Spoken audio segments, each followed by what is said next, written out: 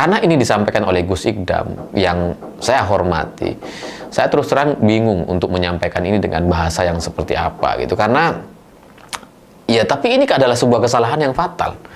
Ini adalah logika yang nggak boleh berkembang di kalangan pejabat gitu. Ini adalah logika sesat kalau sampai diyakini sama pejabat-pejabat kita.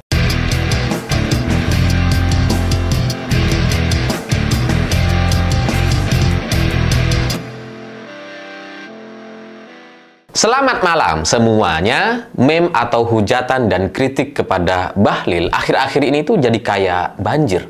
Udah kebanyakan sampai melimpah gitu ya. Meme atau hujatan kepada Bahlil baik dari AI, editan, dari video, gambar, udah banyak banget gitu sampai saya merasa tuh aduh, kebanyakan ini, tapi kok kreatif sekali.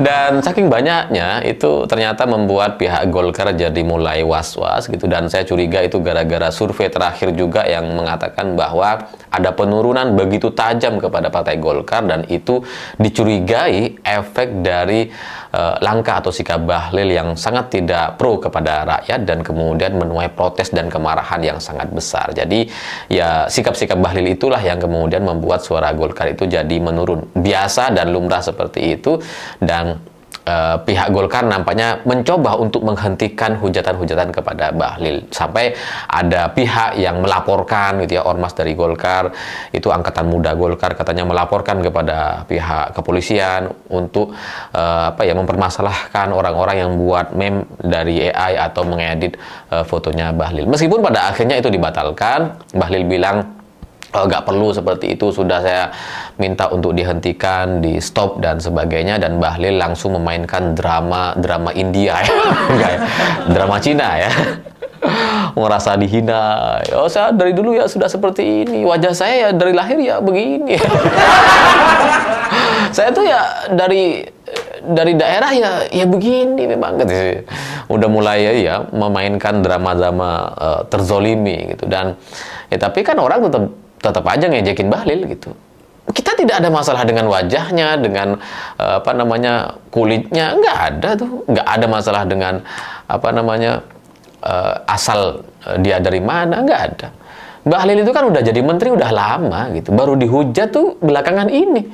Artinya apa? Kita bukan nggak suka dengan wajahnya gitu, wajahnya udah lama. Kita nggak suka dengan kebijakan-kebijakan yang membuat masyarakat itu jadi kesusahan. Itu aja masalahnya. Dan ya, tapi Bahlil udah tahu itu, Golkar juga udah tahu.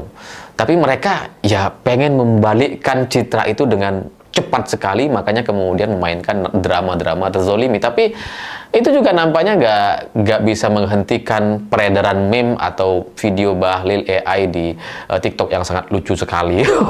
Joget-joget itu nggak bisa gitu. Dan terakhir saya lihat ada sebuah video dari acara Maulid Nabi Partai Golkar yang mengundang Gus Ikdam.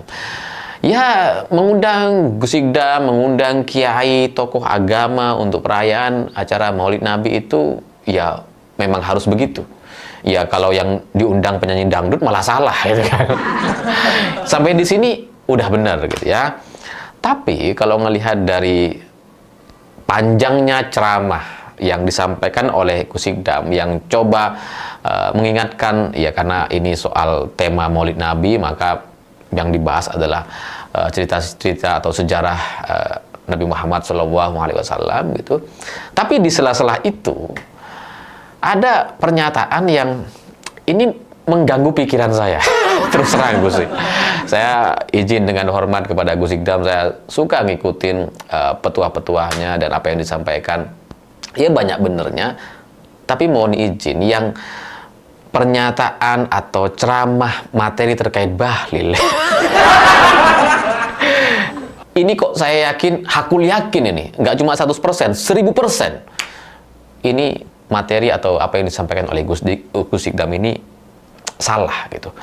Karena Gus Ikdam tuh bilang bahwa kepada Bahlil ya awalnya cerita soal Nabi itu ya teladannya seperti ini, nanti harus ya kita semua harus bersemangat ya dalam rangka menggelar acara Maulid Nabi, dan ya karena Nabi Muhammad itu sabar, ulet, tekun dan sebagainya, dan menghadapi orang itu harus sabar, apalagi kayak Bahlil yang jabatannya banyak harus sabar gitu kan.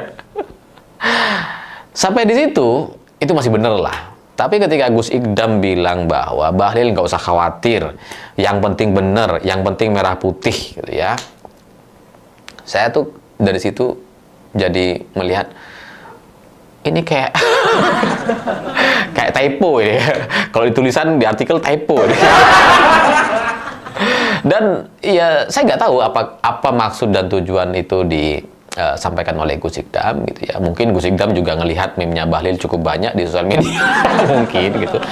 Tapi yang menarik, ada dua hal yang menarik. Pertama, berita soal Gus Ikdam yang mengajak Bahlil, atau Gus Ikdam dan Bahlil dalam sebuah acara Maulid Nabi mengajak untuk meneladani Nabi Muhammad SAW, itu dihapus gitu. Saya coba baca artikelnya di Liputan 6 itu dihapus. Saya nggak tahu kenapa kok dihapus. Kenapa? Apa ada yang salah dengan itu? Nggak ngerti. Tapi ya beruntungnya di videonya masih ada, meskipun agak panjang dan itu sulit untuk dicari gitu ya. Potongan-potongan video Gus Ikdam yang membela Bahlil itu sulit untuk dicari, tapi setelah saya coba lakukan pencarian secara kreatif, saya akhirnya menemukan cuplikannya. Dan buat kalian, ini adalah episode yang spesial gitu ya, melihat Gus Ikdam membela Bahlil itu kan kayak kayak keajaiban dunia gitu, karena satu-satunya tokoh Islam yang membela Bahlil mungkin dia Gus Ikdam. Untuk lebih jelasnya, silahkan simak dulu video berikut ini. Makanya kalau jabatannya banyak ya nggak usah meri. Lah Pak Ketum biasa aja. Rasulullah itu dulu sama pamannya sendiri dihujat. Jenengan kalau dihujat tenang saja, dekengan pusat kok. Nah, tenang saja. Penting benar, penting merah putih. Insya Allah jenengan akan selalu bersama Allah Subhanahu wa Ta'ala. Ingat kisahnya Rasulullah. Nah, kalau saya perhatikan cerita dari Gus Ikdam dan Rasulullah, ya, cerita Rasulullah yang dilempari batu, dihujat, yaitu memang menjadi bagian dari sejarah yang diimani, diyakini sama umat Islam di seluruh dunia. Tapi kenapa sampai Nabi Muhammad dihujat, dilempari batu dan sebagainya? Itu penyebabnya karena waktu itu Nabi Muhammad membawa ajaran baru, membawa satu keyakinan baru, yakni agama Islam. Dan itu dianggap dianggap aneh dan ya sebagai pelopor gitu ya. Dan dianggap tidak bisa diterima di tengah mayoritas masyarakat yang menyembah berhala waktu itu. Jadi ya orang-orang yang menyembah berhala itu kan ya agak barbar gitu ya, makanya dilempari, dihujat dan sebagainya. Dan itulah fakta atau alasan kenapa Nabi Muhammad sampai dihujat, karena membawa satu agama, keyakinan baru di tengah masyarakat yang mayoritasnya atau hampir semuanya menyembah berhala. Tapi dari sejarah itu, Nabi Muhammad tidak merugikan masyarakat. Nggak nyusahin lah. Bahasa sederhananya seperti itu. Bahwa ada paman Abu Lahab yang juga menghujat, karena dia juga nggak terima. Dia juga adalah penyembah berhala. Di lingkungan itu dia juga bisa dianggap sebagai tokoh di lingkungan masyarakat yang penyembah berhala. Jadi ketika Rasulullah muncul memberikan satu pemahaman baru, ya Abu Lahab merasa ya karena dia tokohnya, dia nggak terima gitu ya. Itulah yang kemudian membuat dia jadi menghujat atau berbicara kasar, karena dianggap pengganggu. Rasulullah ini dianggap pengganggu. Nah, kalau kita melihat kepada Bahlil, dia dihujat bukan karena mukanya, dia dihujat bukan karena warna kulitnya, enggak. Bahlil dihujat karena dia merugikan banyak orang. Contohnya misalkan, dan itu memang menyebalkan sekali, seperti SPBU swasta yang non Pertamina, selain Pertamina, itu kan sekarang jadi nggak boleh beroperasi. Boleh sebenarnya beroperasi dengan cara mereka harus mengimpor lewat Pertamina. Yang sebelumnya itu nggak ada. Aturan ini sebelumnya nggak ada, terus kemudian diubah semena-mena oleh Bahlil, yang kemudian mengakibatkan SPBU di semua tempat, SPBU swasta selain Pertamina itu ditutup. Ya karena barangnya nggak ada, mereka nggak bisa jualan. Para pekerjanya jadi nggak bisa kerja, kalaupun ada yang masuk kerja itu cuma jualan kopi dan makanan yang itu nggak seberapa, dan itu membuat banyak sekali orang dirugikan, ribuan orang terdampak atas kebijakan Bahlil ini. Itulah yang membuat dia jadi dihujat dan dibuatin meme lagi joget-joget di hadapan POM SPBU Pertamina. Itu akar masalahnya. Jadi kalau mau disamakan dengan Rasulullah dulu juga dihujat, mau disamakan dengan Bahlil, wah saya nggak terima. Kok bisa gitu? Rasulullah tuh nggak merugikan orang-orang gitu. Itu kan yang Rasulullah datang dengan satu keyakinan, bukan kemudian bikin orang jadi susah, jadi antri panjang, jadi nggak bisa beli bensin. Ini beda bab gitu ya. Dan Bahlil itu sudah membuat banyak orang nggak bisa beli bensin di SPBU swasta yang biasanya mereka suka konsumsi gitu ya. Dan kemudian dia membuat ribuan orang otomatis tidak bisa kerja atau otomatis terkena PHK karena SPBU-nya nggak ada bensin atau barangnya. Itu kan kejam sekali gitu. Ya kalau kemudian banyak orang menghujat, bagi saya itu hanya satu respon yang paling lemah lembut. Ya karena ini nasib soal ribuan orang. Orang yang bekerja di SPBU swasta itu kan mereka punya keluarga. Ketika sekarang mereka tidak bekerja karena SPBU-nya tutup, mereka ngapain? Mereka makan dari mana? Emangnya negara tanggung jawab? Emangnya Bahlil tahu? Nggak tahu dia gitu. Atau soal kasus LPG, pembelian LPG yang harus menggunakan KTP. Itu juga aturan yang sangat-sangat menyebalkan sekali. Karena ketika itu membuat antrinya menjadi sangat panjang karena semua orang harus pakai KTP, dan bahkan ada yang meninggal dunia karena kecapean setelah dia antri panjang, setelah gilirannya, setelah dia mau beli, dia lupa bawa KTP dan dia harus kembali lagi ke rumahnya yang agak jauh untuk ambil KTP dan pergi lagi, dan di perjalanan si ibu itu meninggal dunia. Itulah yang membuat Bahlil jadi dihujat. Itu hanya salah duanya. Ada banyak lagi kebijakan Bahlil yang memang ya bullyable, emang pantas rakyat itu kemudian marah dan buat meme atau menghujat Bahlil. Pantas sekali.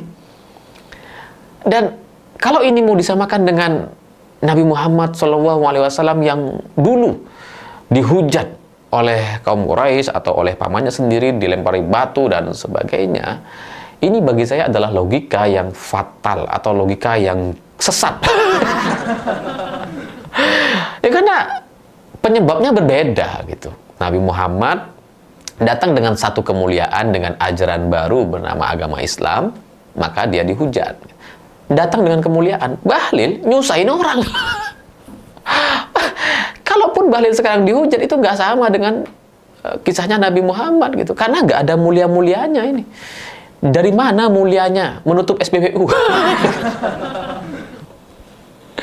Ya sekali lagi Bahlil dihujat itu nggak bisa disamakan dengan Rasulullah SAW karena kasusnya berbeda, dan efek kepada masyarakat itu juga ya, yang membuat masyarakat jadi marah secara logis. Kalau dulu kan marah karena fanatik, keyakinan dan sebagainya.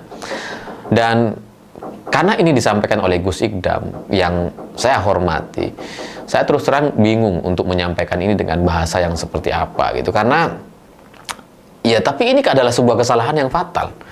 Ini adalah logika yang nggak boleh berkembang di kalangan pejabat gitu.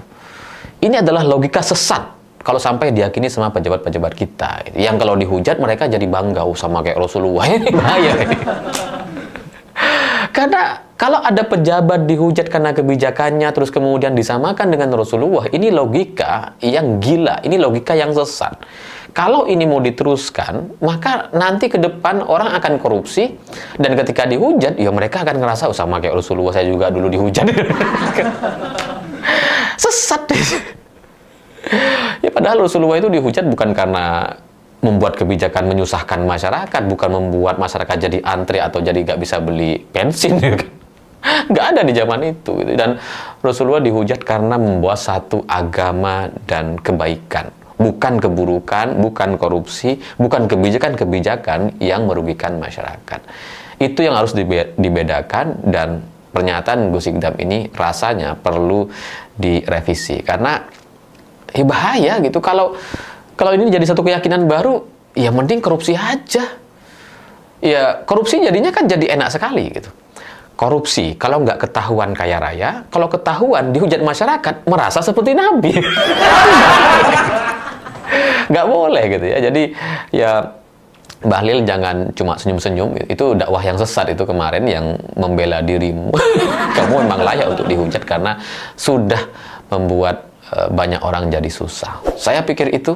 Terima kasih sudah menonton. Begitulah kura-kura.